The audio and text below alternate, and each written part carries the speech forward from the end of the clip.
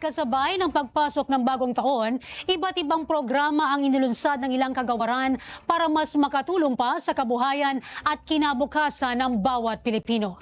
Si Kate Renia, una sa balita.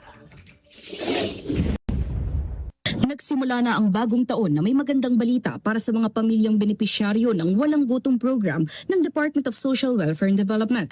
Mula January 2, sinimula ng food redemption sa iba't ibang bayan sa Maguindanao del Norte, Iloilo, Bicol at Cotabato City. Layunin ng programa na matiyak na may sapat at masustansyang pagkain ang bawat pamilya sa pagpasok ng 2026. Gamit ang kanilang Electronic Benefit Transfer o EBT cards na may 3,000 pisong food credits bawat buwan, makabibili ang mga benepisyaryo ng bigas, gulay, prutas at iba pang pagkaing may protina at 20% para sa gulay at prutas. Ayon kay DSWD Assistant Secretary Irene Dumlao, magpapatuloy ang food redemption sa iba pang lungsod at bayan hanggang sa huling linggo ng Enero. Samantalang mayroon namang bagong oportunidad ang Government Service Insurance System para sa mga kabataang nagnanais mag-aral sa STEM. Maglulunsad ang GSIS ng STEM Scholarship para sa academic year 2026 hanggang 2027 na magbibigay ng 15,000 piso taon-taon sa bawat grantee.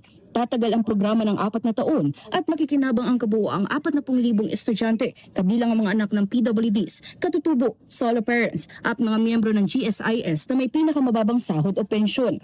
Bukas ang aplikasyon simula June 30 para sa mga incoming first-year college students na nakapasok sa CHED-recognized STEM course at may senior high school general weighted average na hindi bababa sa 90%. Mula sa masustansyang pagkain hanggang sa scholarship, patunay ito na may malinaw na suporta ang pamahalaan para sa kabuhayan at kinabukasan ng bawat Pilipino.